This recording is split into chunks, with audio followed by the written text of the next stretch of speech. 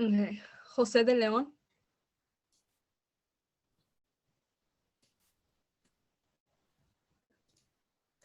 José de León. Here. Andrea Garcia. Here. Casey Van der Present. Larsha. Here. Andrew Wilkie. Here. Claudia Cerritos.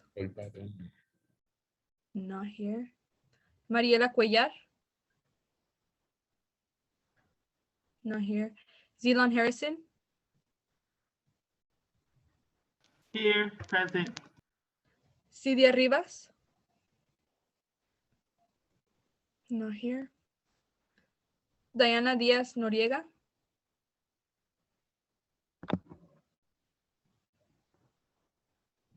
Diana Diaz Noriega.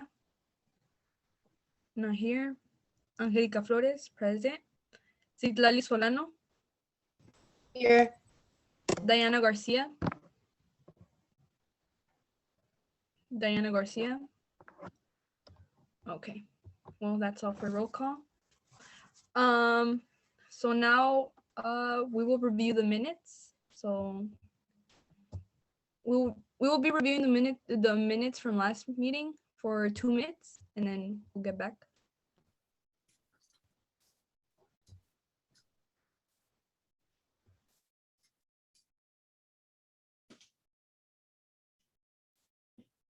Somebody.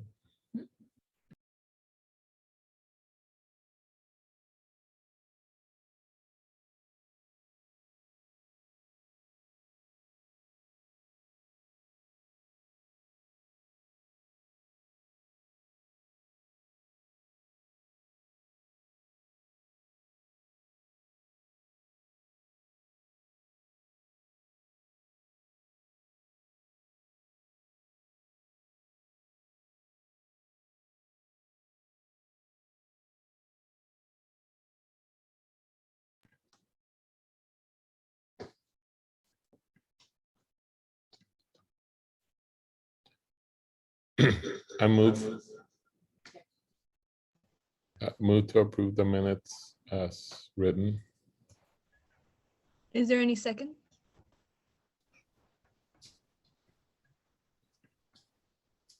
Oh, I second the motion. Okay. Let's vote on it.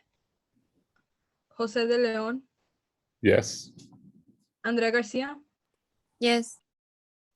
Casey Van der Larsha.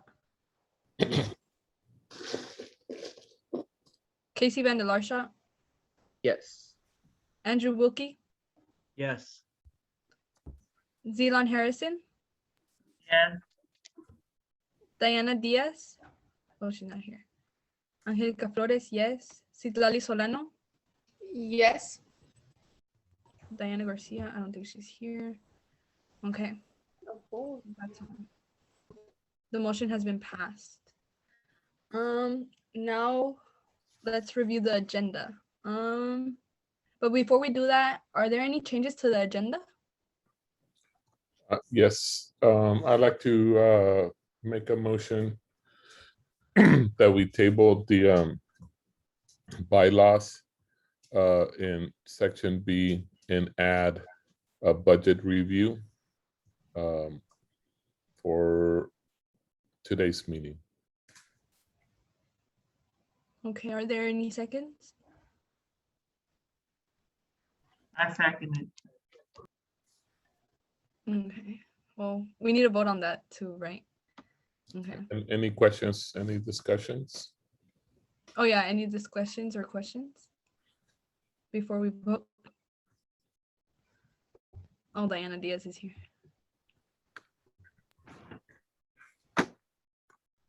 If there's no questions or comments, I guess we're gonna start vote. José de León. Yes. Andrea Garcia. Yes. Casey Van der Larsha.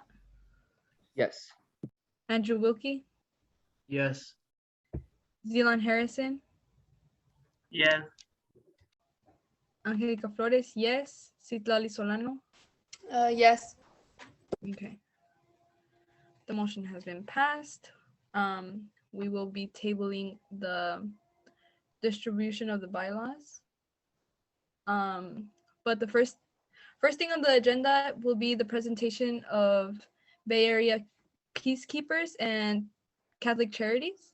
Our first speaker will be Gonzalo with what's it called again? Bay Area Peacekeepers. Bay Area. I'm sorry. It's all right. I just All said right, it. let me see if I can Okay. do this. This is my first time doing like adding. Yeah. But Or before Miss you Para, did you get my thing, Miss Para? No, let me You look for it. didn't? I emailed it to you a little while ago. Okay, Just- let me take a look. So while you're sorting before- this out, before you present, we will be timing. So you're gonna be you're only gonna have 10 minutes to present whatever you're gonna present. All right. I don't see it. You want to re-email it to me? And while you're re-emailing it, Let me see if I pass- could. Let me see host partition screen sharing. Okay. Hilliard, does Gonzalo and also Oswald have ability to share their screen? I will make sure they do. Yes. Yeah, I don't have it right now. Also, as we're getting this set up, the reason that we have the presentations for Catholic charities and Bay Area peacekeepers is the school site council wanted to hear more information about the work that it's done on campus. What is the curriculum for when you do small groups, and or if you do whole classes, they want to look at and be able to make sure the curriculum meets the needs of students. And also they want to hear more information about your services here on campus. That's the main reason for the presentation today. If you're ready to present. I'm trying to the see screen how to, report. let me see documents.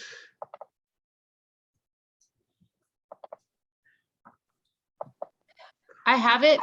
I You can, have I it? can, All right. I can do it. Hilliard, let's see if you can give me access and I'll pull it up. And then Gonzalo, you just kind of tell me when you want me to move. Okay, I'll tell you when I move. Yeah. All right, let me try and pull this up. Give me a second. Okay.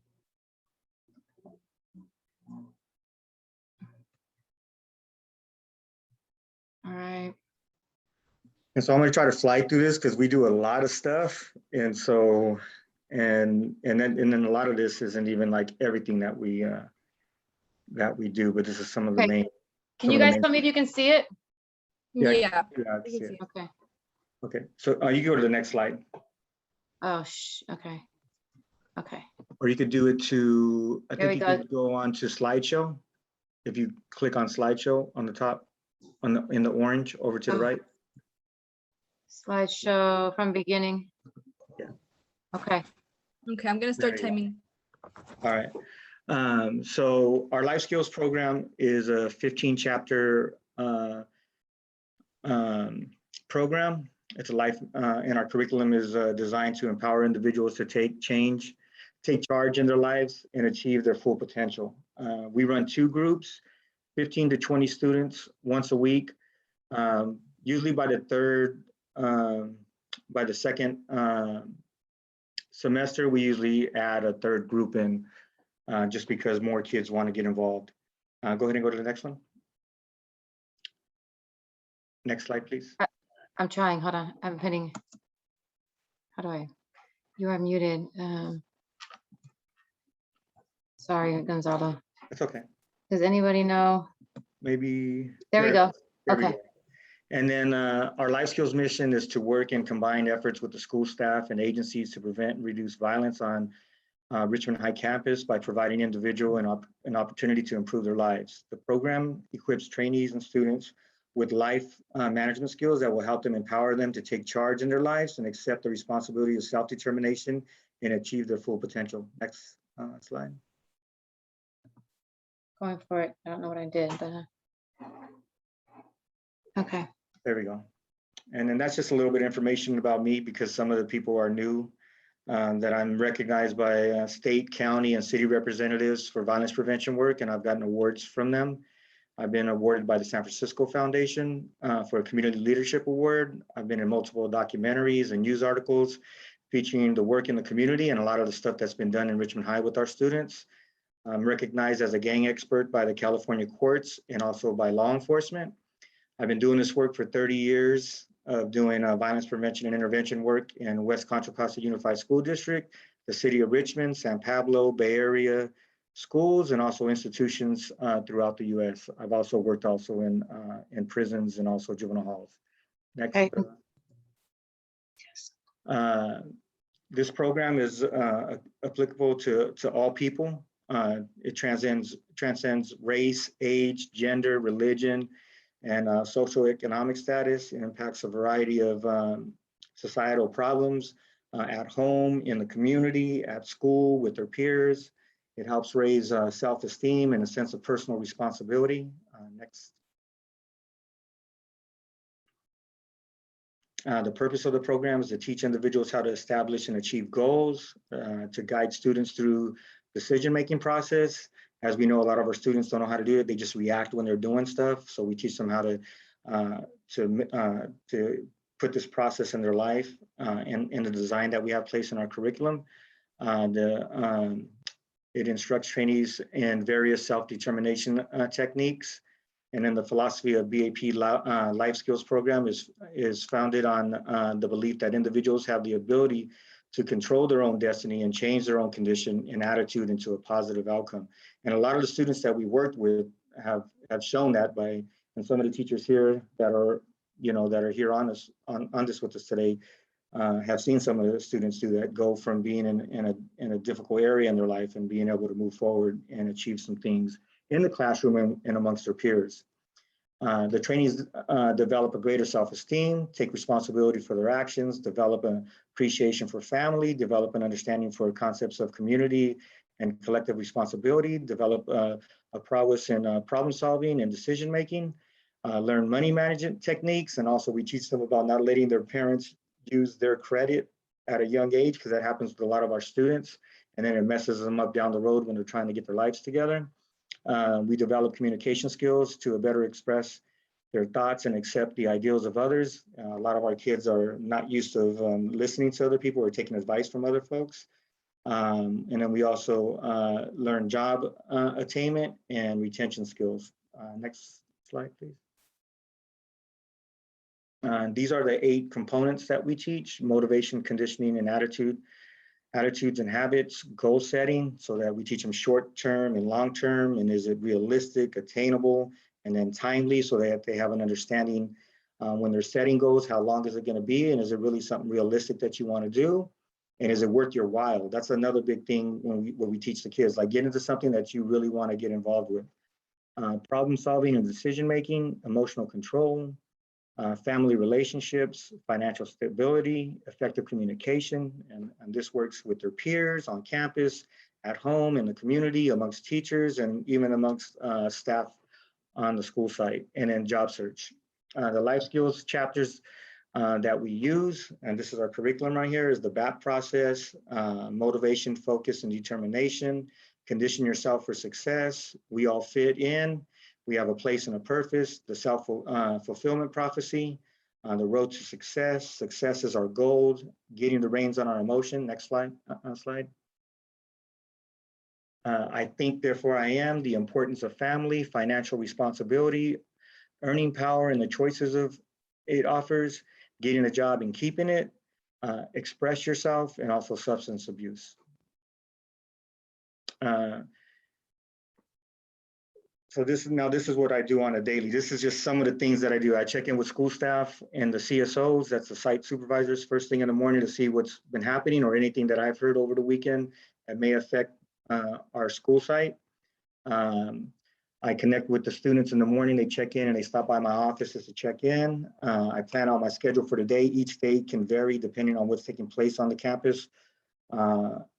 I prepare for my life skills lessons. I meet with the VP to see if there's any students that I need to do intervention with, and that's a lot of my time spent is spent with the VPs around students that are having problems either with teachers or individuals, and then we plan out which ones are at the highest need, and then we just knock them out one by one as we do that. Student check-ins during passing periods, so I'm out in the hallways during passing periods. I'm another set of eyes. I also intervene if there's any fights, and then I also respond if there is. I actually have a radio that I have that's locked in with the site supervisor, so I respond when something takes place because I'm the one that's going to deal with it after the incident. I do 600 hall supervision during passing periods, the mediations. So then I mediate individuals. This mediations can take 1 day up to a week, sometimes even 2 weeks, because sometimes it spider webs out to more than just 2 individuals. It could be 3, 4, 5, 6, or a group of 5 and a group of 6. So then I have to bring them in piece by piece and then all together to try to sort out the problem and then come to some solutions. I do teacher support with students. I have a relationship with a lot of teachers where they text me that a student's having problems, and sometimes if they need me to come and remove a student, to just come and talk with them for a minute and then help them work through whatever they're going through and then get them back in the classroom. I also support service providers with students, and that's also like the CIS, like the therapist. Sometimes I sit in their sessions if it has something to do with gang issues, or it might be a student that has more trust with me, so then they bring me in so then I could get them started to trust the therapist. I also support the office when dealing with difficult students or parents or family members. Sometimes we have issues that happen inside the office, and so I'm able to go in there and talk with the parents and try to de-escalate the situation and work with them. I also support the CSOs during classroom and student checks for weapons and drugs, or sometimes I have to cover other areas because they're involved doing something in another area and the other areas aren't being watched, so I'm able to provide that coverage. I cover areas for security when we are on high alert for possible fights or outsiders on campus. And then I also cover campus fights on campus and off campus, because I don't know if you guys know that our site supervisors don't go down the street. So I'll go down the street to try to prevent the fight from going on, and then also be in there just in case law enforcement comes in, so that everything's dealt with in a calm and collective manner. I also consult and identify what gangs are on campus. And when we come back this time, we have a lot of kids that were involved in the street. So we're going to be dealing with a lot of gang issues when the students come back from being gone for almost 2 years.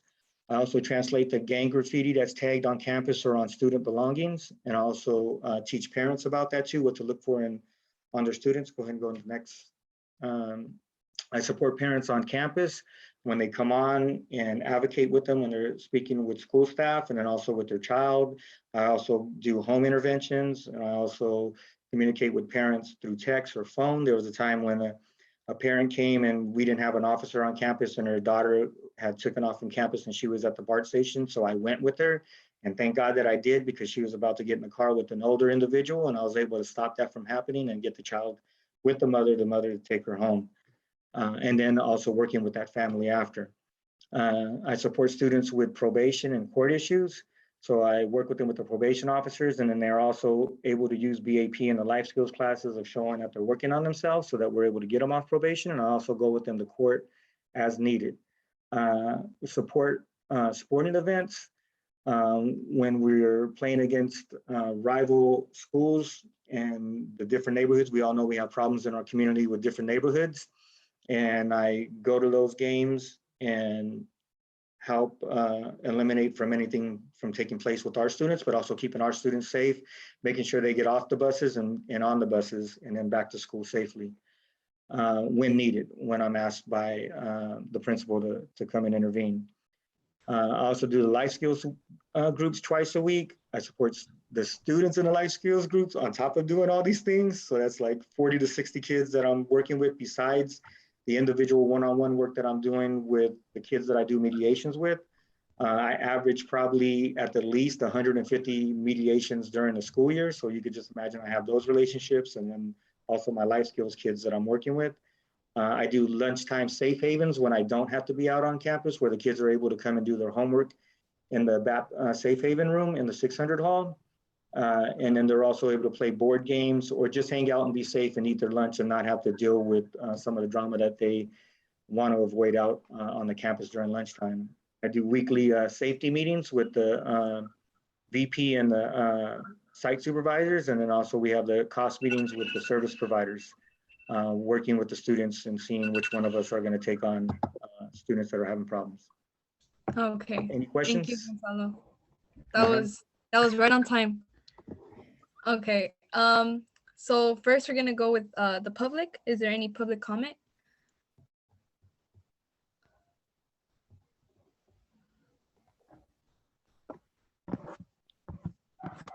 No public comment. Okay.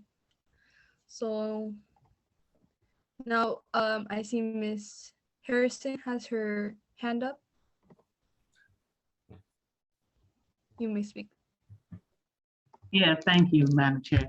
That sounds like a lot that you'll be doing. And from our last meeting, you said you were the only staff on campus. So how effective is this actually going to be? Because I feel that a lot of things you listed are vital services.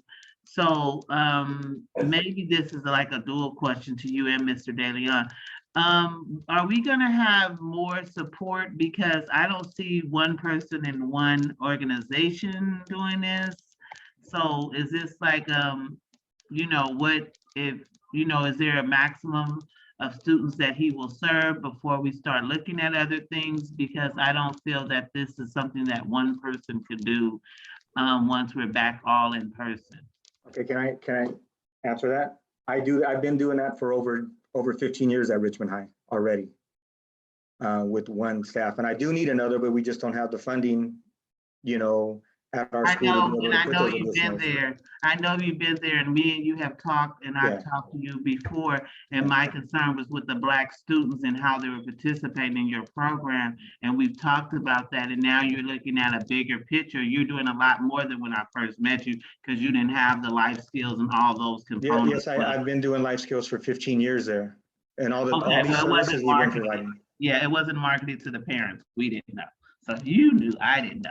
No, and it was, I've invited you 2 years ago when you first came in to come and sit in with in our life skills class. And I apologize. when your daughter, when we were dealing with your daughter and you came in when you first started getting involved with the with this committee. So Ms. Harrison, are you asking if there was a need for additional support, what the cost would what would that cost be? Yeah, absolutely. And I want that to be something that we look at as an option. And even if we don't have it in our budget, I think we should put it in our school site plan, because I would like to, I don't want one person to be, and I know he said he's been doing it, but I don't feel that that's something that after the pandemic, one person can do, because our kids are going to have high needs. When they're, you know, there's going to be more that's probably going to fall into those categories. And I'm going to be waiting to hear what Catholic Charities is going to be doing. But I just feel a lot of the things he talked about are key issues that we're going to be needing probably extra support for our youth coming back in after the pandemic. So it's your request from Barrier Peacekeepers to bring forward a proposal of what the cost would be for another staff person? Absolutely. And I would prefer if we could get someone Black and and also females, because I talked to him about that before, servicing the females and our Black girls going and getting arrested or fighting or doing things, and there's no resources that address those issues for Black girls. And you have gotten better with the resources for Black girls, but I just say with all the things he offered, I would like to see some support around that, and him not just being charged with that duty to support, you know, girls, period, because I know he had a lady on his staff before, you know. So. Yes. Thank you. I appreciate that, Ms. Harris. Is there any other questions or comments? Yeah, I wanted to ask briefly, or wanted to know how many students, and not just folks who receive or are engaged in like the services, but overall from Richmond High, support with designing the interventions that are led by barrier peacekeepers.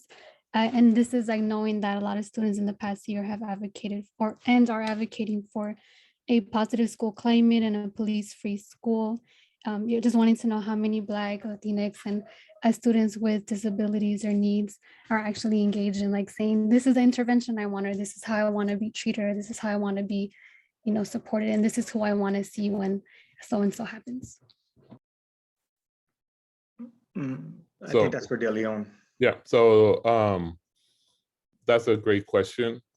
We usually go, in the past 2 years, we have not done too many fish bowls because of the pandemic. In years past, most information came from either the 2 different types of surveys that the district would hand out, which, what was the last survey we did? It was, oh my goodness, excuse me. There are 2 separate campus-wide surveys that have been done in 2 different models.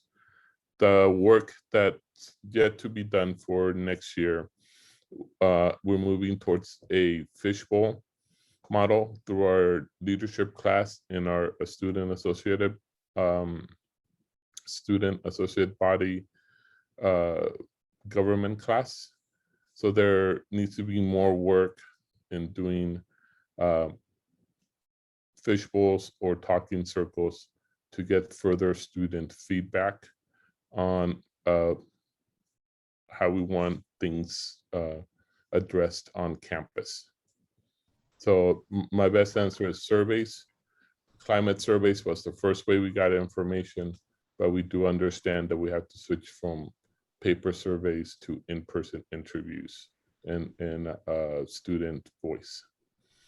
Other ways that we have collected information in a smaller way are small group of students that have taken it upon themselves to ask for meetings and ask for different ways of doing things, which leads us to know that we need more student voice in the process. A few years back, we did have a inter-club council where all the organizations on campus would meet monthly, and we did get a lot of information through that group of students. But once again, we have not done this in a couple of years, and we know that it will be important to do for this year coming up. Okay, our next speaker will be, not our next speaker, but our next question is from Mr. Van der Larshan. Yeah, thanks for the presentation, Gonzalo. I think the last question was more geared around collecting student input and like designing what the program offers. I'm wondering, has there ever been a plan or process in place, or is there a plan or process in place for collecting data around the impacts of the program? So at the end of each year, each of the groups that we contract have to do an annual measurable outcome report. And they did present them at the end a few months back. Yeah, and I recall that, and sorry to cut you off, Mr. Leon. I recall that presentation. I remember it had a lot of good data around like the number of contacts that took place and home visits and stuff. I guess I should have been more specific. I'm curious about data surrounding the students who are involved in these cohorts, the life skills class. Well, we are going to be starting to do surveys with them again. And then people got to understand too, like the amount, like the costs and stuff and surveys and all that. And it's a big cost to get these folks to crunch it, right? So I've been able to put something together that we'll be able to crunch within, because we're not this big old giant super, big giant agency. We don't have all these other components that have the funding to have these super big data collections. We did in the past when there was a lot more funding out there. And hopefully now through everything that's been taking place, we'll be able to get funding and, you know, from different resources to be able to, like from the endowments and stuff to pay for these other things. They help out the, you know, the smaller agencies and stuff. But we will be doing a survey with the students on, and then not just with the students, but also with the teachers to see how the program has impacted the students with it that are involved, that are in your classes. And then also the students saying how they were impacted by the program. Not just the program also, but also themselves. How do they think the same? Do they act the same? You know, do they react the same? And those are the type of questions that are on our survey. Also, Mr. Bandershat, I think you bring up a great point. We're gonna start looking at the leadership class or even at the student government class to start doing independent surveys about the programs that we do offer, in addition to ask questions around climate and what are the things that students would like to see towards the changes in discipline or the changes in the now that we do not have police on campus. How are we going to change the culture that is less policed? So I think you bring good points, and I think that these things can be added as part of the report of all the contracts we put out. Any other questions or comments? I am keeping time for the questions, and so far we have 2 minutes left. Am I allowed to make a comment? Technically. Technically, public comment already passed, Okay. but it's up to the chair. I'll let you ask. Thank you. I just want to say, being the qualitative person that I am, some of the data that I would be asking for would be like, when you're tracking students, have their grades improved? Has their attendance improved? Like, that's the kind of numbers that I would want to see with the people that you're working with, because it's very clear. So maybe that's something the SSC might be asking for in the next year, if you're working with these group of lifestyle students, both of you, both groups, and what are the impacts on their grades and on their attendance? Thank you. Thank you. So is there any other questions or comments?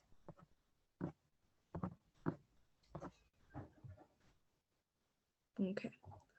Well, in that case, we will now proceed with our next presenter from the Catholic Charities, Mr. Oswald. And I will be timing again. Just a reminder that the presenter will be getting timed. You're only gonna get 10 minutes. Okay. All right. Can everyone see my screen okay? Yeah. All right. If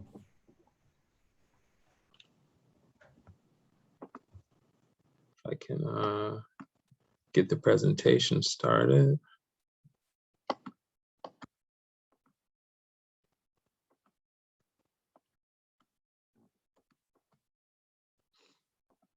Okay, so let's talk a little bit about what Catholic Charities offers in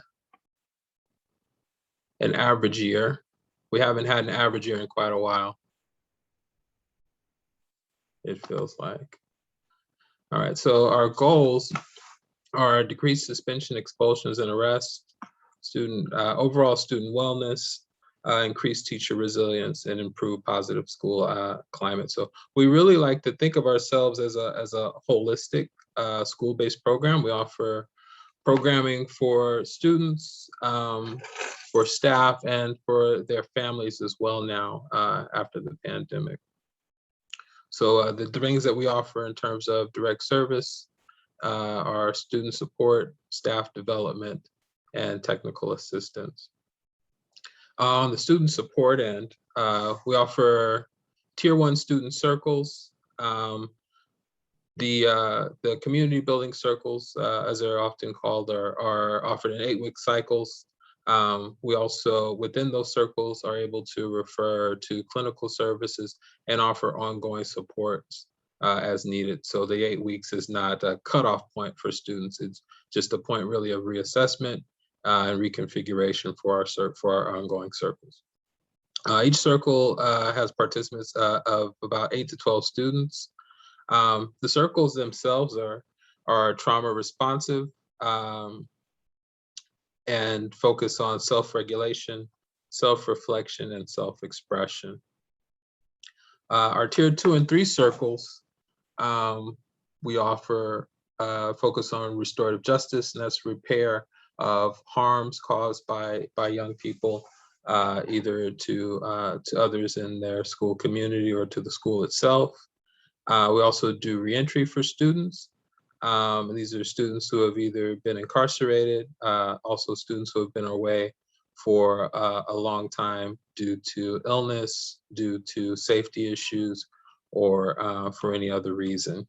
And that focuses on reintegration and reacculturation into the school culture. And then we also offer peacemaking circles.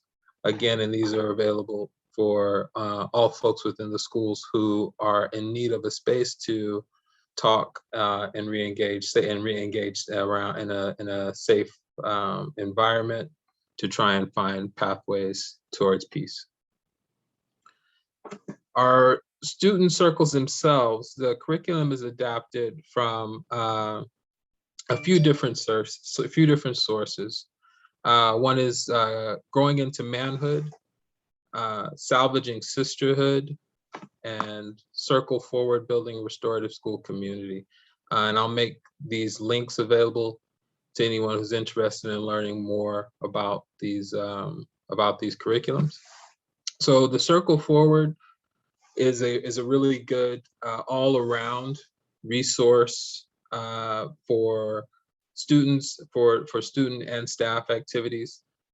Focuses on tier 1 community building stuff, classroom management, as well as responsive circles. So all of our universal circles, or all of our circles, are going to inhabit some universal practices that are going to be found within this Circle Forward book, or the Circle Forward curriculum.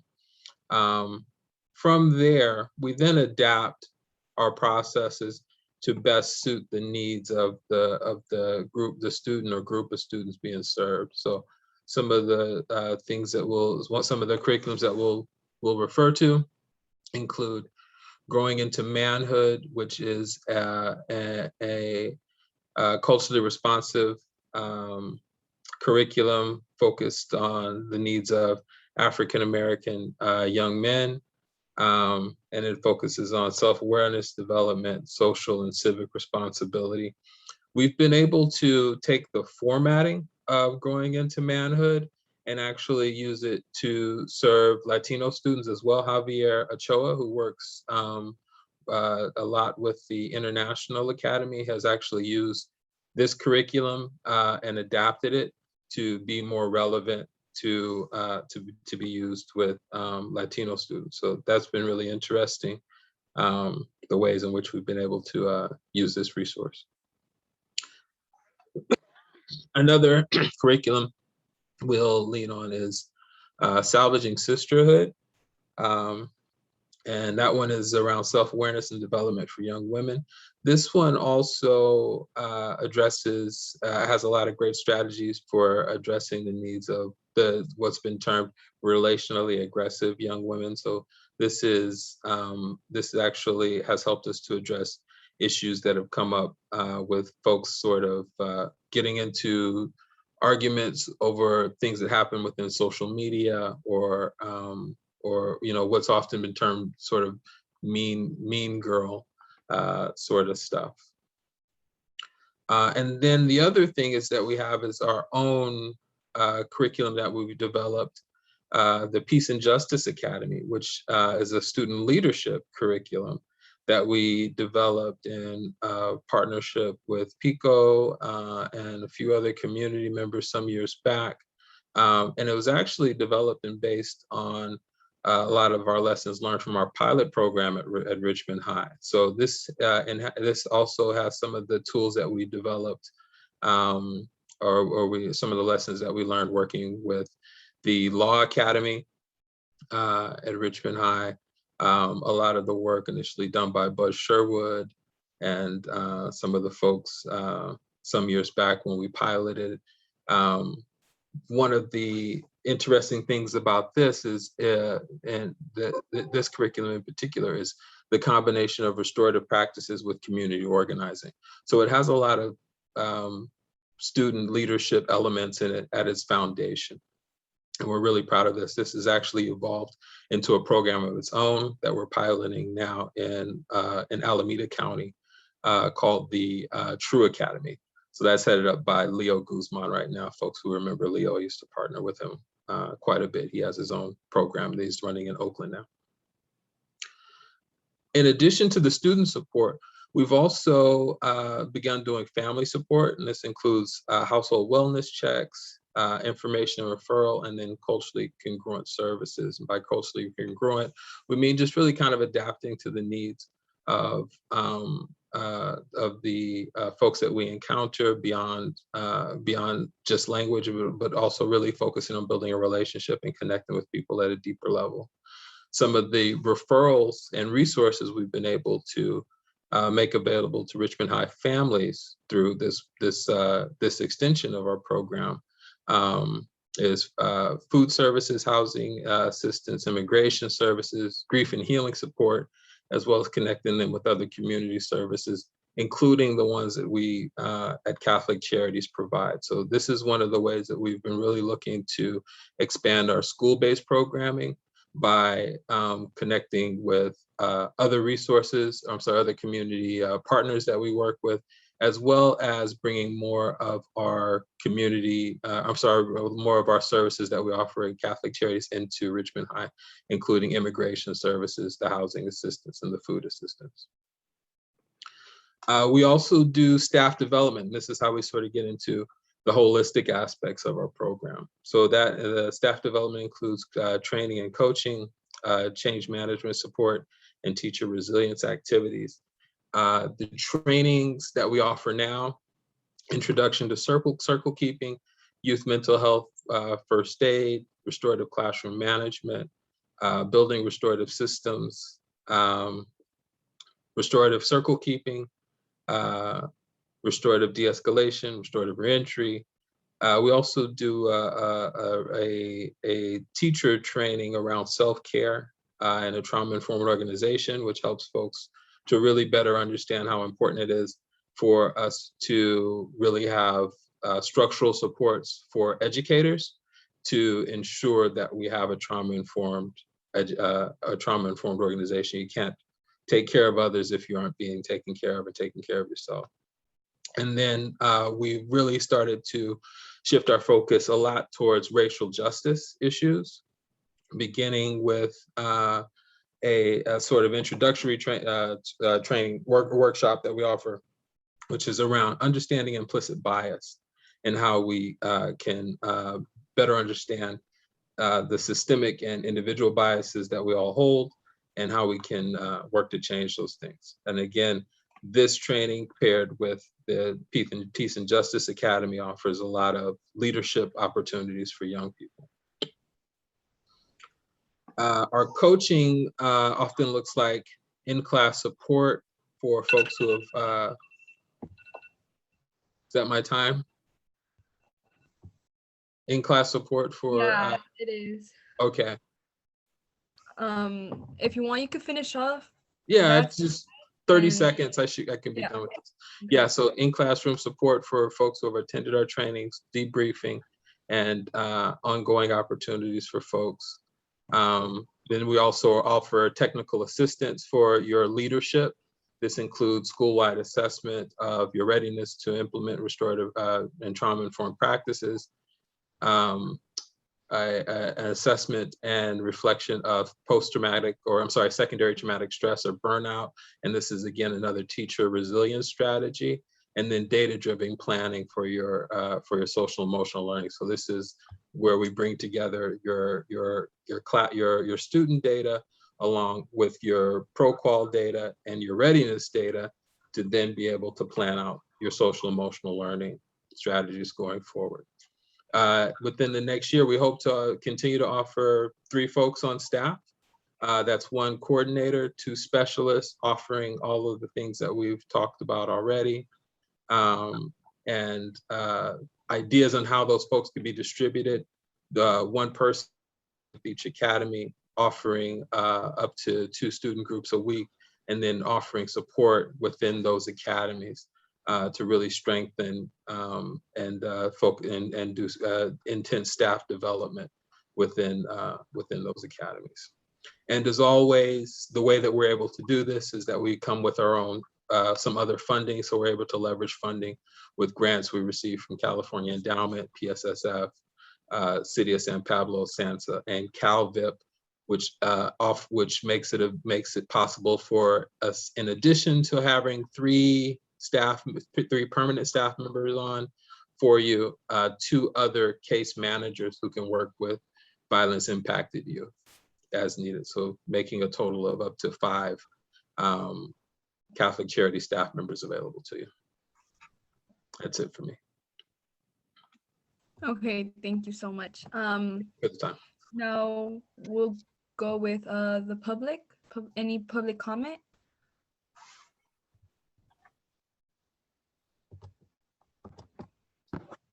Is there any comment from the public?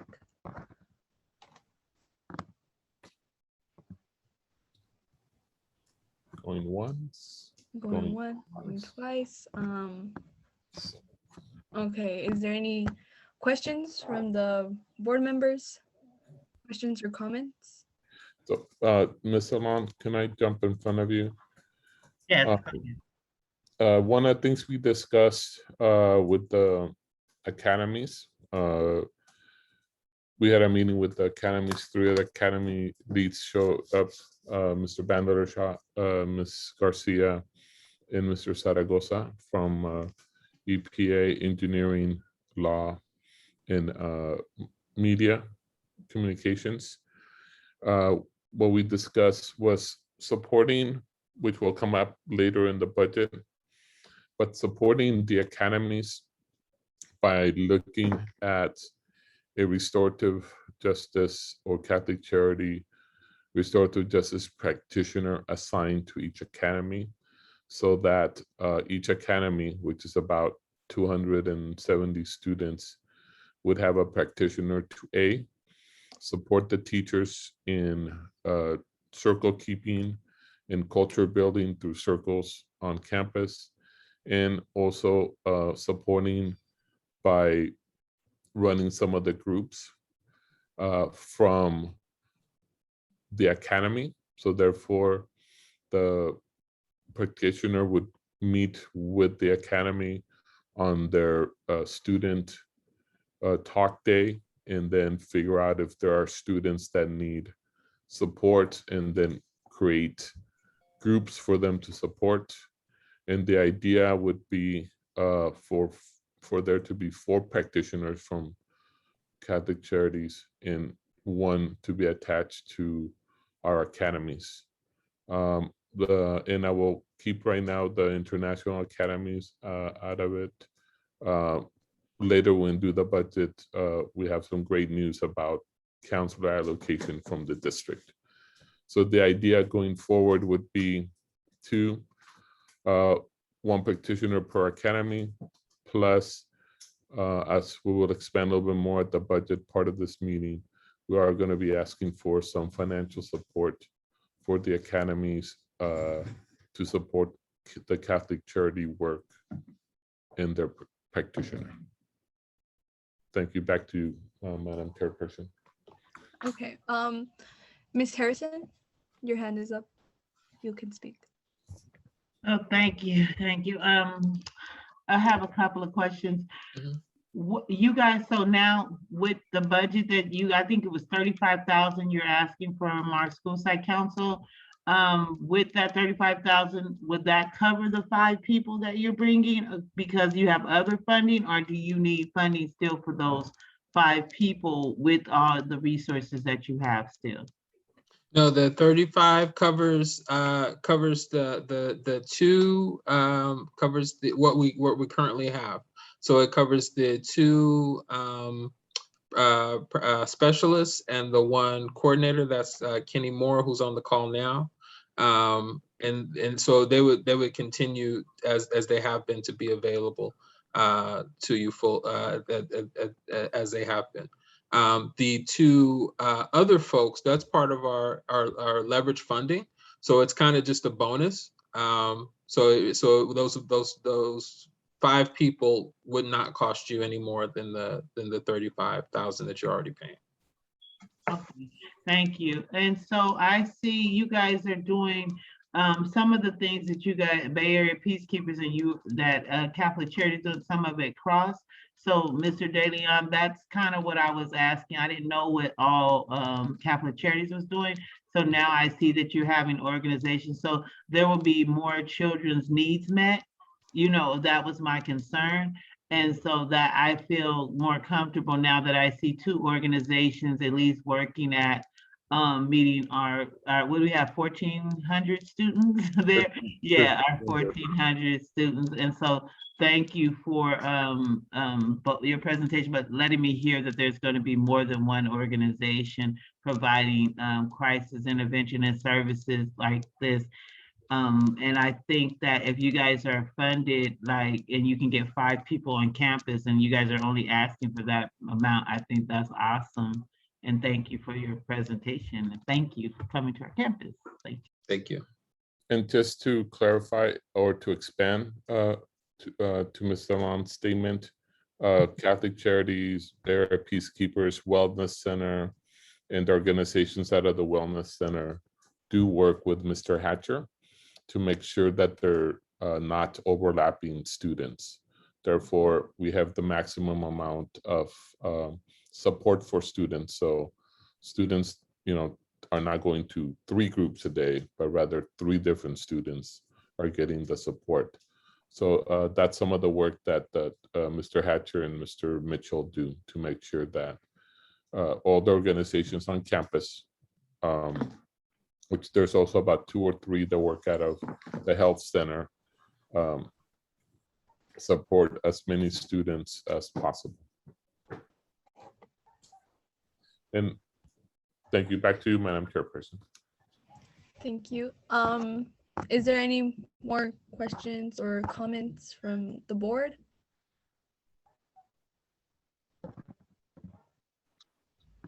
Diana Diaz. Yeah. Thank you. I wanted to ask, I know that there's like the identity groups and I saw there's a sister group and then a young men's group. Wanted to know if there's like data information if there's youth who identify as queer trans youth that also attend or have been able to share space as well. Yeah, that is something that has really been on our radar. It's something that we plan on developing very soon.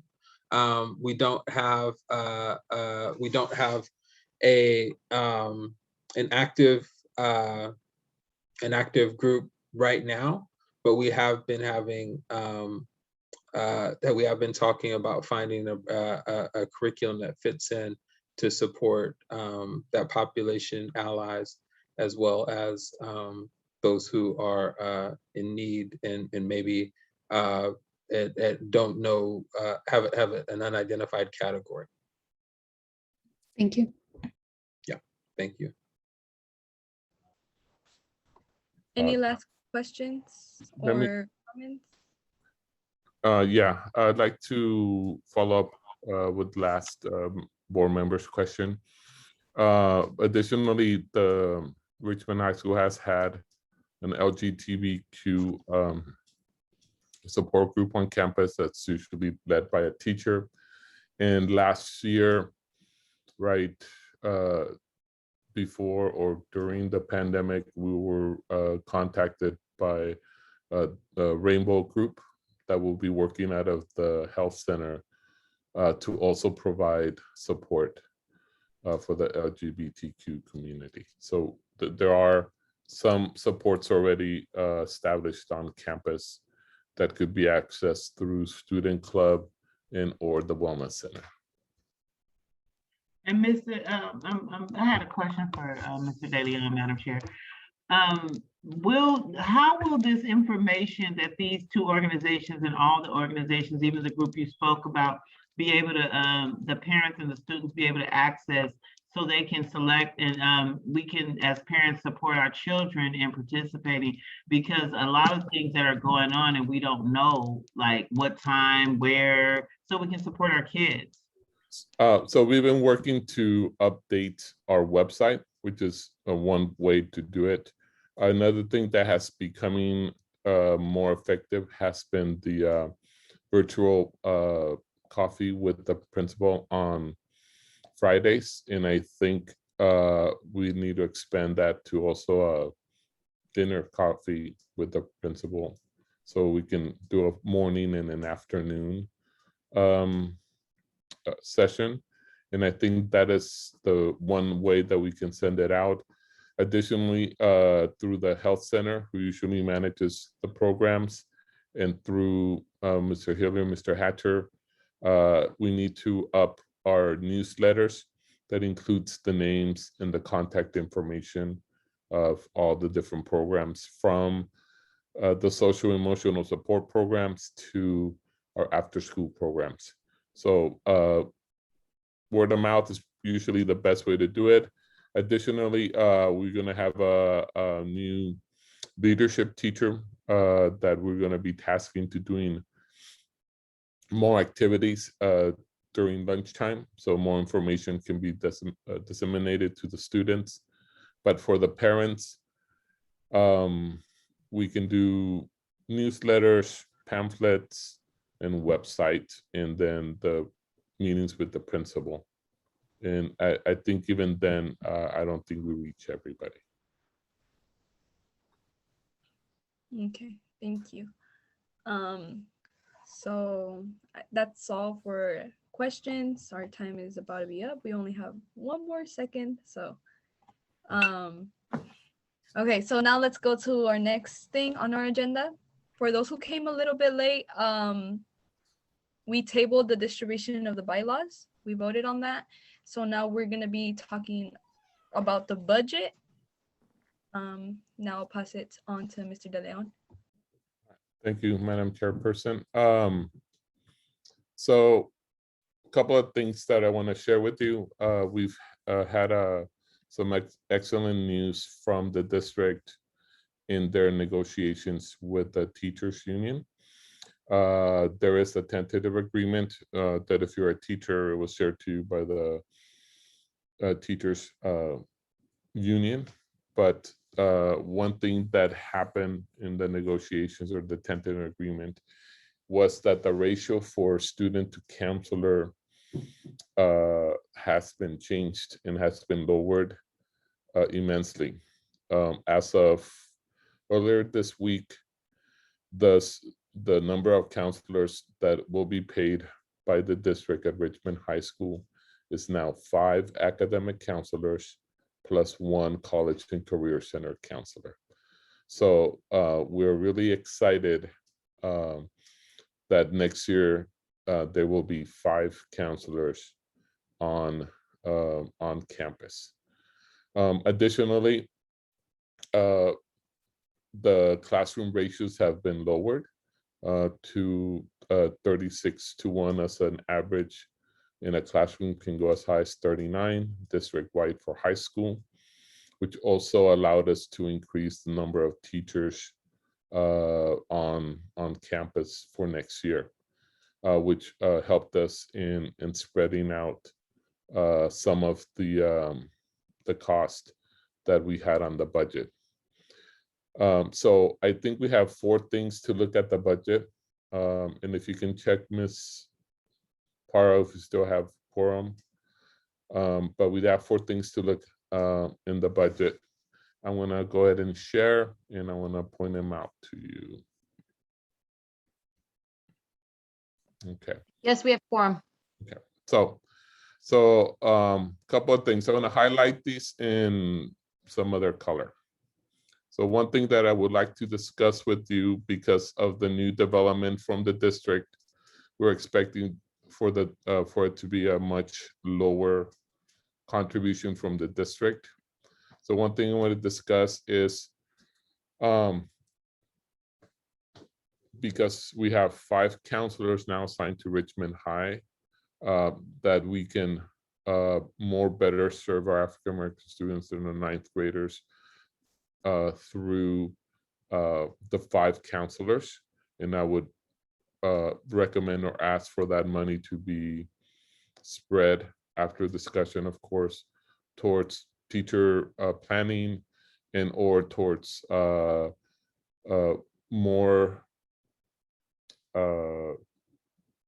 athletic supplies and some other student activities.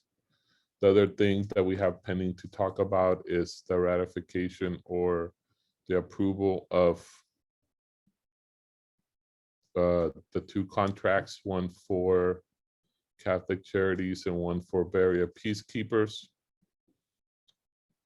And then the last one is the reallocation of the Oiler crew and climate team, which now, because we got extra teachers from the district, we're able to fold in that cost into our regular teaching costs. So those are the 4 things I'd like to talk about. So since we have our presenters here, Madam Chairperson, for Berea Peacekeepers, I would turn the table over to you to see if there's a motion to approve the contract with the Berea Peacekeepers. That means somebody needs to make a motion. So is there a motion to do that? I motion to approve the contract for the Berea Peacekeepers. Seconded. Okay, it's been motioned by Mr. Wilkie and Ms. Harrison seconds it. Conversation. I wanted to comment. Question? You can, Madam Chairperson, you can pick people to speak now. Okay. Let me see. Okay, Ms. Harrison. Yes, Mr. De Leon, is this a time where we can increase the staff where he can have on this now from that budget from the counselor? My answer is yes, but we do not have a proposal from Gonzalo. Okay, understood. Okay. It's just like, unless you can tell us off the top of your head, Gonzalo, how much an additional person would cost. Yeah, I can bring in somebody for an additional person for 60,000 more. For another 60. Yeah. Okay, so Ms. Harrison, so 60,000 is what it's being said. What I would do is I would finish with what we have here before we add anything new, would be my suggestion. Okay, and I have specific acts with that staff because I was looking for someone to service, all the children. So that's a specific act. I just don't want just another staff. I think we're very. Our program is we serve everybody and we bring everybody and we teach everybody together, because that's for us, our methodology is that when you go into the real world, you have to interact with everybody. And so that person would do that. And then also keep in mind, it's for another full-time staff that would be there Monday through Friday from the morning till after school.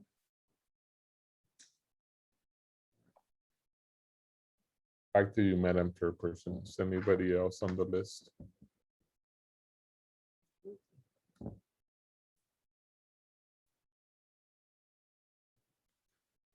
If there's no further current comment, you can move to a vote, Madam Chairperson.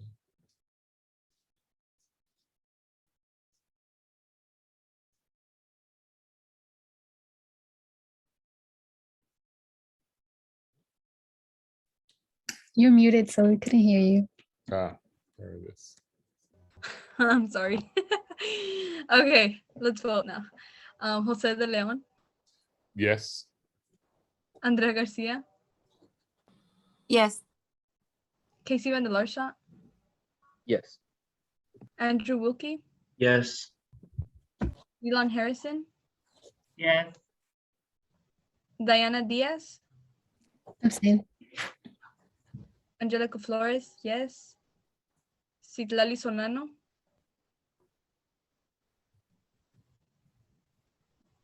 Citlali Solano,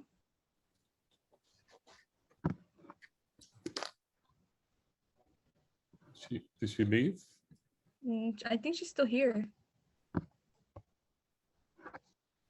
Citlali Solano, Her screen is still open, but yeah. yeah. Citlali, I guess are that you will be muted? abstain. What you And- think? What was that?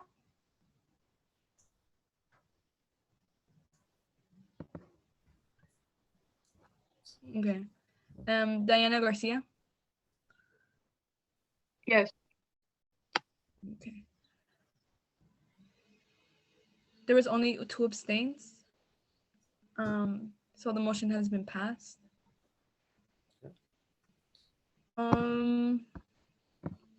Is there anything else? Madam Chairperson, can somebody entertain a motion for the Catholic Charities of the East Bay contract for $35,000? I make a motion to approve the Catholic Charities contract. I second the motion. Any comments? Any questions or comments? Yeah, I have one. I wanted to, I know y'all sick of me. I'm just an involved parent. I'm sorry. But I just wanted to know, so to be clear that this is all they need is the 35,000 to do what he presented to us, right? That's why, is that correct?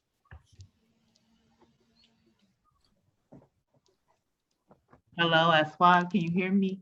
Kenny, I anybody? think he left. Oh, he left. Oh, Yeah. So, Yes, to answer that, yeah. okay. So the 35,000 is all you guys need to, with the presentation presented, and we can get that for our kids, right? Yes, ma'am. Okay. All right. Thank you for that. Okay, is there any other questions or comments? yeah, just to remind everybody also that one of the parameters for Catholic Charities for next year will be to assign a practitioner to 4 academies. And it'll be the same thing. If there's an extra cost, that should be brought to the next meeting.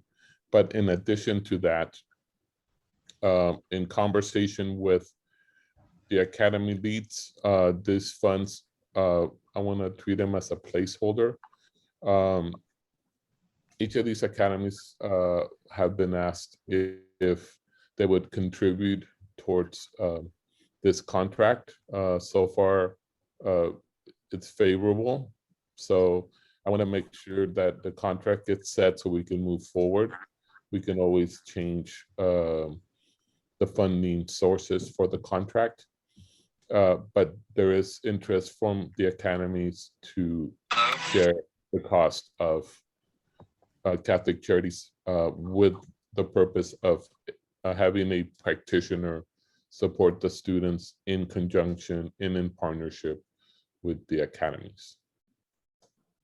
So we may be able to recover for other areas in our budget, the $35,000. Back to you, Madam Chairperson. Any last questions or comments before we vote?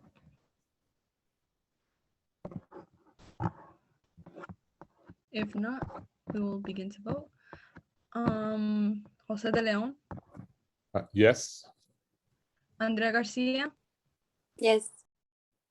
Casey Van der Larshat, Yes.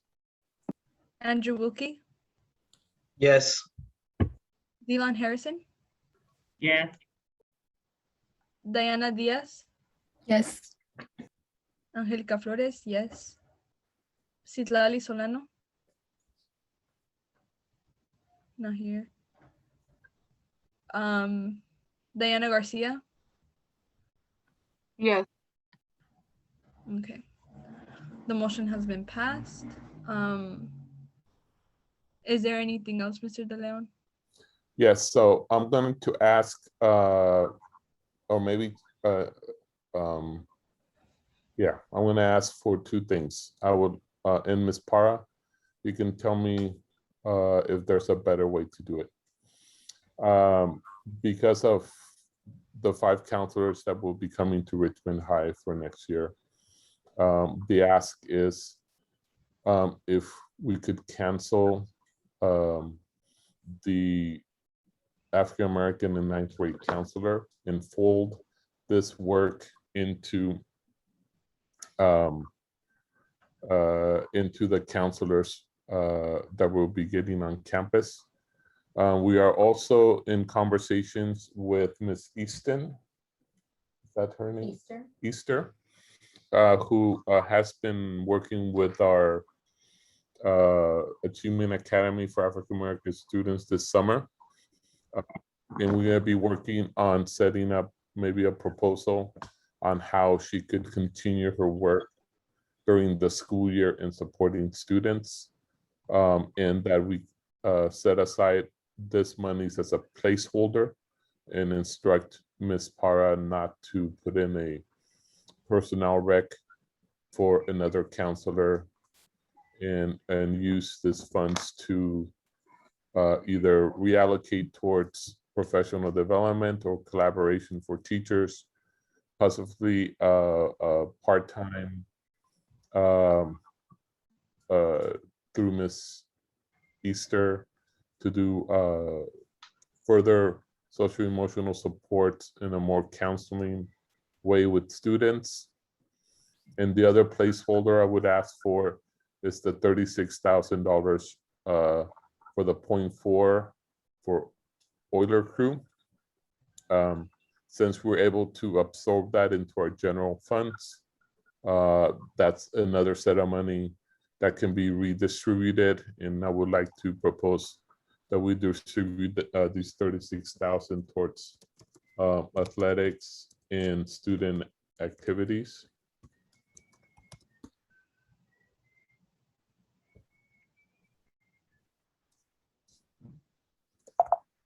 Okay. And then that way we can make sure that we can support students throughout the year.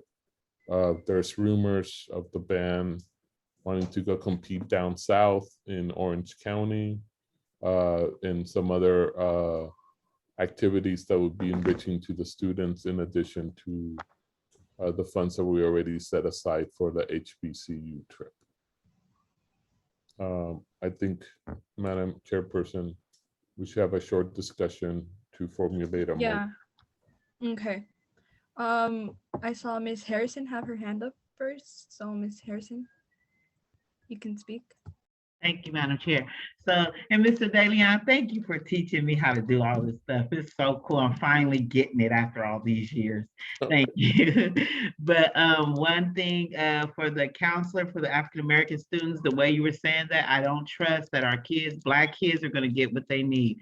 That sounded like we're going to get mixed up in the wash. I heard one thing you said over the person that's working over the summer. Maybe that's for that person. I would lean more towards someone focusing on Black students, because our record in the data for Black kids is horrible. We need to ensure that we have something there, not that they're just mixed in the shuffle. So I heard you mention that person, and Zabria's like giving me super good feedback on what's going on up there for the summer with Black kids. And I'm loving what you guys are doing. So I heard you mention that. That's why so I'm going with the summer with whoever the lady or person you mentioned. The kids like it too. Go ahead, I'm sorry. Miss Easter, we have started that conversation with her, and she's interested in staying on part-time with at Richmond High School to continue supporting the students. Yeah, and I think somebody needs to be supportive. I'm gonna kind of go from that to the next one with the 36,000. We somebody needs to be with our career, like you said, the college career. Why are we taking them on a Black college tour and we got people on our campus who knows nothing about Black colleges? That's crazy. And there's nothing in our college career room, anything on the walls, nowhere. No one talks about it once the kids come back. We need someone that can help these kids connect to the Black colleges, and we're gonna at least take them on the tour. And another thing I would like to see, maybe a portion of this, and I don't know a dollar amount because she didn't give me one, but on the varsity cheer to pay for all the girls' things they need, because I feel that this is a mental health thing and social emotional. These kids need, like you said, all the stuff you said about investing in our kids right now. Academic is definitely important, but sports and band and things like that teach group work together, teach them how to work together in a group, and that works on social emotional. So I would like to see, I don't know the dollar amount, like I said, but something go to support the warm-ups for the girls, for the cheerleaders, varsity. Thank you. Thank you, Ms. Harrison. Our next speaker is Mr. Vandalarsha. Yeah, just briefly, I was wondering, we don't currently have an African-American scout, correct? We only have two Correct. scouts. That's correct. Yes, that is correct. Okay, I just And- wanted to put that idea out there as well. That Okay. is correct. Our next one is Mr. Wilkie. Yeah, I just wanted to clarify. So just what you said about the African-American ninth grader counselor, would that be one position of our new counselors, or I couldn't tell if you meant we'd spread it amongst them, because I feel like it's good to still have that focus. So the idea is, if a counselor now only has, instead of 700 students, they only have one academy, which is around 270 students, they should be able to do a better job of focusing on 270 students rather than 700. So we can put the charge on the academic counselors to do the additional work needed to support the African-American students than the ninth graders, because their caseload is much smaller. It'll be maybe 80 ninth graders, 70 10th graders, etc. In addition, we're going to be looking at Ms. Easter, who is a therapist, to see how part-time work with her to continue the work that she's doing with the African-American Achievement Program this summer throughout the year. So that way, whatever started in the summer, she'll be able to continue during the school year, which I've received very good feedback on her work with the students. So the idea is we can take this $105,000 and look at where else is needed. So for example, if we need more athletic stuff, more band things, if the mental health support for Ms. Easter, Mr. Bandridge had an idea of a scout, so we can look at looking at other options. I just want to, I think it'll be something for another meeting, but it at least gives us about $140,000 to play with, in the sense of looking how we can best support students. And after the conversation with the schools, like with the academies, maybe we can add another $35,000 to the 140 that we can set aside. And then we can relook at what the next priority is. Okay, thank you. Our next speaker is Ms. Reyes. That you? Yeah, but you can just unmute yourself. I am on. All right, can you guys hear me okay? Can you All hear? right, I think Mr. De Leon mentioned a lot of what I was gonna say, but I just wanted to speak to one with the lower caseload for counselors. They will be able to like focus on their students and really meet with them. But I also really like Miss Easter. She is a clinician. She is a therapist. She is really interested in supporting our African American students here on campus, the 100 that we have. And I think she can provide a different set of support, right? That like an academic counselor can provide. And so I think it could be really important for her to come on board, even if it's part-time. And in addition to that, I've had an alumni reach out who is doing internship for social workers. She is also African American, wants to work at our site. And so I think we're trying to get creative with how we can get more folks on campus that like know our students, look like our students, believe in our students, and want to work here at Richmond High School. So I think there's things that we've been able to explore and connections we're able to make. And Ms. Reyes, I just want to say, excuse me, Madam Chair, for cutting in out of turn, but thank you, because my baby was really going through it. My kids had a really rough time, and you guys pulled it through. Whatever you guys did, you guys pulled it through, not just for my kid. I'm talking to other Black parents, and thank you. Thank you so much. Okay, I saw Ms. Garcia have her hand up, but then she put her hand down. I don't know if she still wants to say something. Oh, I just had, I guess, a comment. I kind of forgot what I was gonna say, but I'll try. Because I'm hearing what Ms. Harrison is saying, that if we don't have an African American counselor just for our Black students, then they might get like forgotten or just like not really work with them anymore.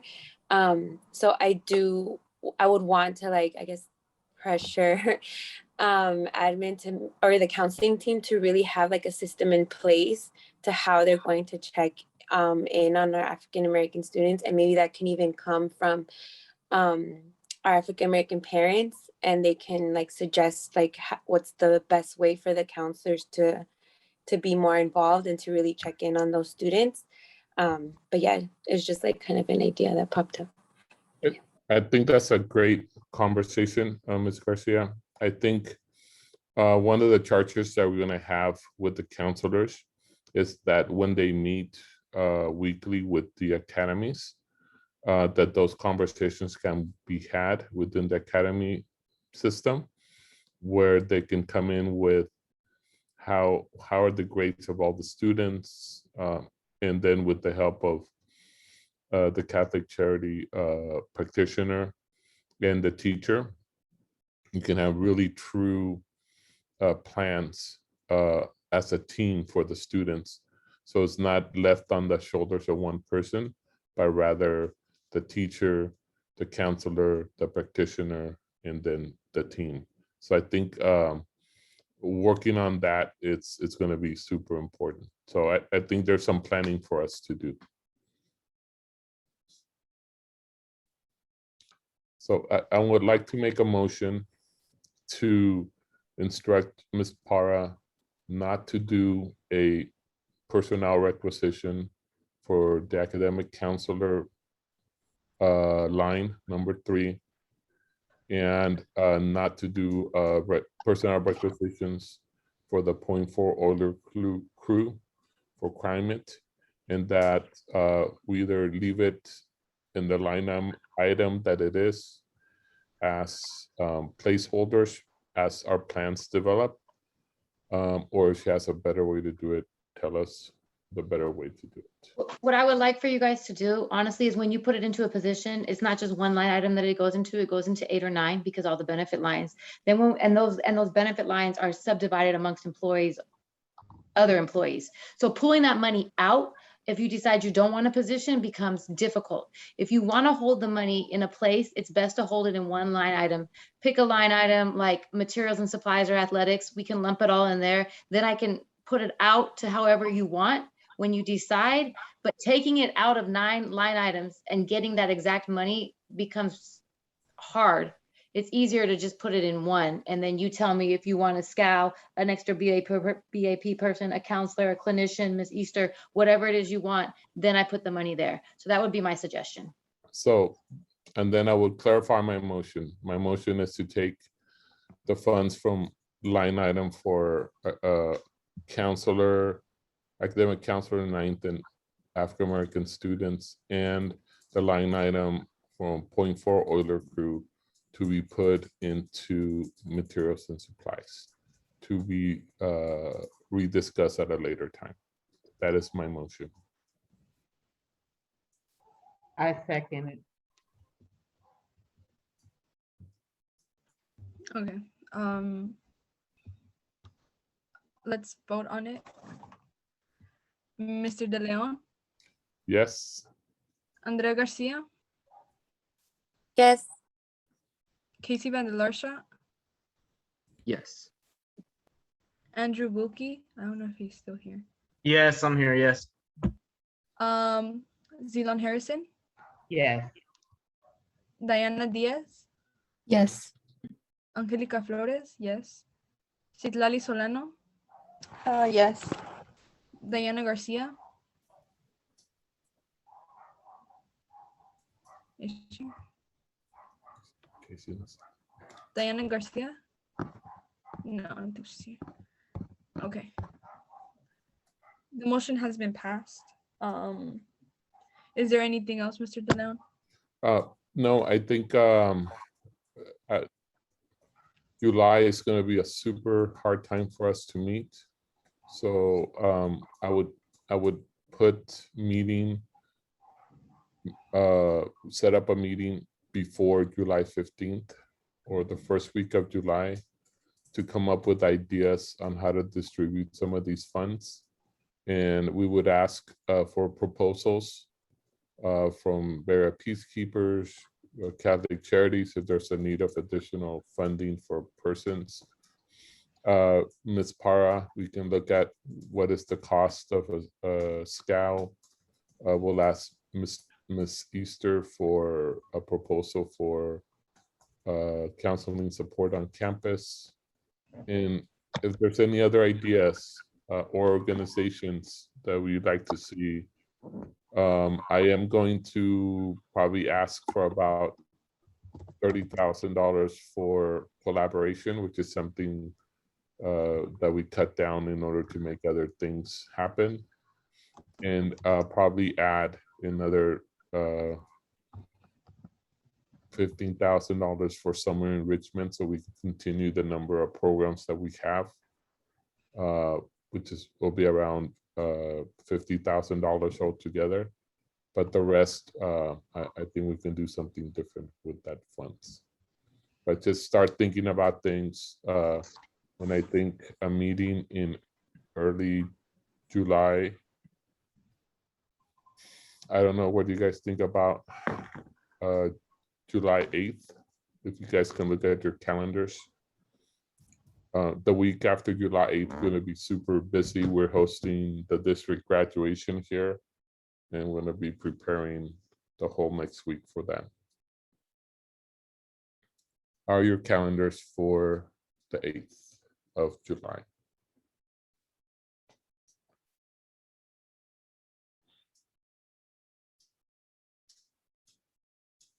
Other than that, Madam Chairperson, you can be done before 6. Yeah, yeah, well, I'm free on July, what was it, 8? Yeah. Unless you want to do it earlier on the 6th. Yeah. The 6th. Well, I don't know what anybody else says. I don't know if well, let me go down the list.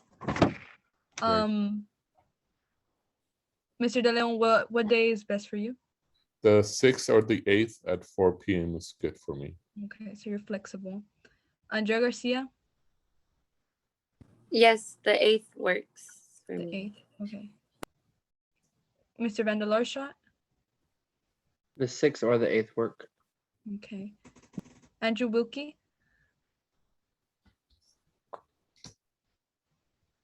I don't know if he's still here. I don't think he's here. Ceylon Harrison. The 8th works for me. The 8th. Okay. Diana Diaz, Both work for me.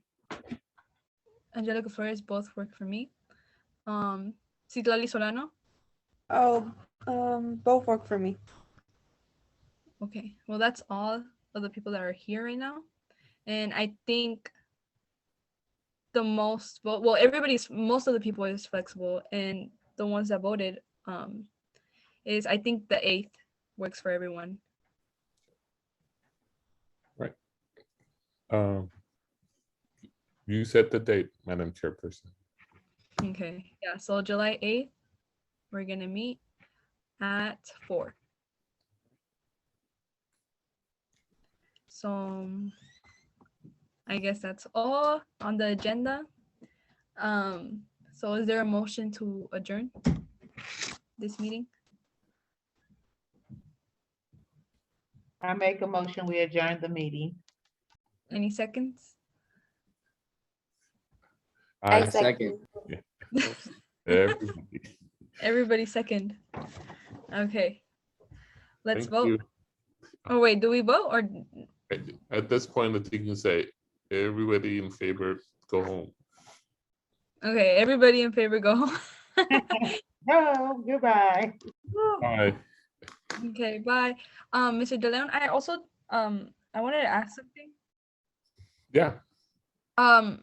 There were some things that I kind of wanted to hear about or to learn more about, or that I wanted to see, which was Okay. like the bathrooms, and I don't know like in what section we could add that on, but the girls' bathrooms, I don't know why. I know that there's these like dispensers for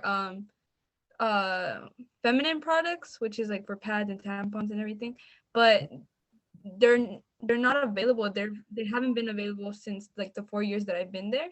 So, So I don't know why there is any. So actually the little boxes are for females to throw away their stuff. Oh, there's dispense. Oh, you're saying that the Yeah, dispensers are not filled. Got you. Yeah. Let me find out if it's. We do have them in. Sorry, I have not been in the girls' bathroom. So. Yeah, I know, and nobody really knows about that. And there's literally like in every bathroom that I've gone to, there's none of those. And I know that sometimes the if you go to the office and you ask for some, they'll give you some. Or if you go to the health room thing, they give you some. But sometimes it's kind of hard, from what I've seen from us girls that we go to the bathroom and stuff. It's kind of hard for people to get out. And Let me ask to see if the problem is the dispensers or if we have the right material to put in the dispensers, so we can find the right female hygiene products. Okay, that's a great question. because I made a presentation for Euler Crew and all that stuff. I don't know who I was supposed to present it to, but yeah. So I did a lot of research on it, and I was like, well, I don't know. No, you're presenting it to the right people. Okay. All right. Well, when you have thank you. problems like that, get 4 or 5 friends and come down to the office and set up a meeting with one of the administrators. Yeah, because I did a survey. For all the girls, most of the girls that go to Richmond High, and yeah, they just they answered all my. That's a great question to have for us, and then we'll get on seeing what we can do about those. Okay, thank you. Okay, well, bye. All right, and there were some hands raised. No, to put them down. No, I think only Miss Para had her hand raised, but I think because she forgot to lower her hand. Oh yeah, I don't know how to do that. Sorry. No, it's okay. Sorry. All right. Okay. Then thank you. We'll see you around. Okay, bye. Hi, good meeting. Yes, good meeting. Don't Yeah. forget to ask Mr. Wilkie dates, times, costs. Oh yeah, I told him. I just texted him actually. Okay. So he was like, okay, so I told him about everything that we talked about. Okay. And he was like, I'm working on it. Like he's working on it, I guess. Like he's still trying to see when he wants to go. Yep, so remind them that Ms. Parr can help them Okay. with that stuff. But, and it's great because I can volunteer as long as she's muted. Yeah, and just so you guys know, there's not a lot of money for materials and supplies for next year. I mean, a lot of the things that we spend money on, I mean, and on the 8th, I can't be here. Lolita says she'll take the minutes because I'll be doing that tournament. But possibly that's something I should present, is how much money we spend out of funds on materials and supplies for Yeah. things that people want. Well, you can always give me the information and I can put it out there. Yeah, no, I mean, absolutely. I think that their needs are very well heard. I just also want them to be aware of other things. So I'll give you some information for the next meeting. Okay. Okay, bye, you guys. Bye. Okay, bye. Bye. Thank you. Okay, bye. Bye.